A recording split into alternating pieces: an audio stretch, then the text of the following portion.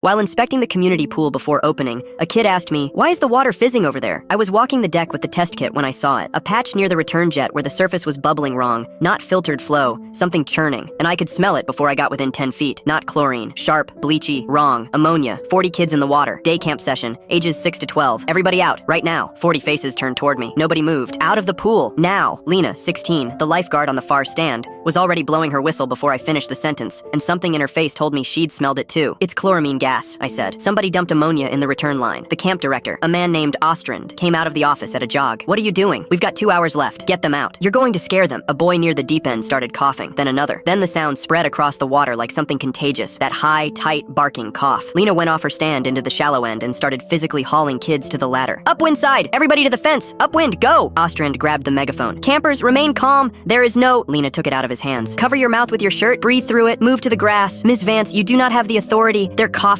She turned to a knot of counselors. "Wet towels. Get them wet and get them on faces. And somebody prop the gate open. We need airflow." The maintenance lead, a guy named Duff, was moving in the opposite direction, toward the pump house. "Don't open that," I shouted. "Don't you open that door." He opened it anyway, and the cloud that rolled out put him on his knees in 4 seconds. 2 counselors dragged him backward by his ankles across the concrete. A girl was throwing up in the grass. A little boy, maybe 7, had gone gray around the lips and was making a whistling sound when he breathed. I called 911. Ostrand tried to take my phone out of my hand, and I turned my shoulder into him hard enough that he sat down. "There is no emergency," he kept saying. "There is no emergency." 12 kids are coughing blood-tinged sputum, Lena said flatly, on her knees beside the 7-year-old with 2 fingers on his wrist. "You want to say that to a camera?" She had him sitting upright, leaning forward, breathing through a wet towel, and she was counting his respirations out loud, calm as a metronome. I asked her later how she knew any of that. Fire arrived in 6 minutes, then 2 more engines, then hazmat, then 8 ambulances. They set up decon on the basketball court and hosed 60 people down in their swimsuits. The hazmat captain told me afterward that the chloramine concentration in that pump house was high enough that Duff had maybe 90 seconds. He also said if the kids had stayed in the water another 10 minutes,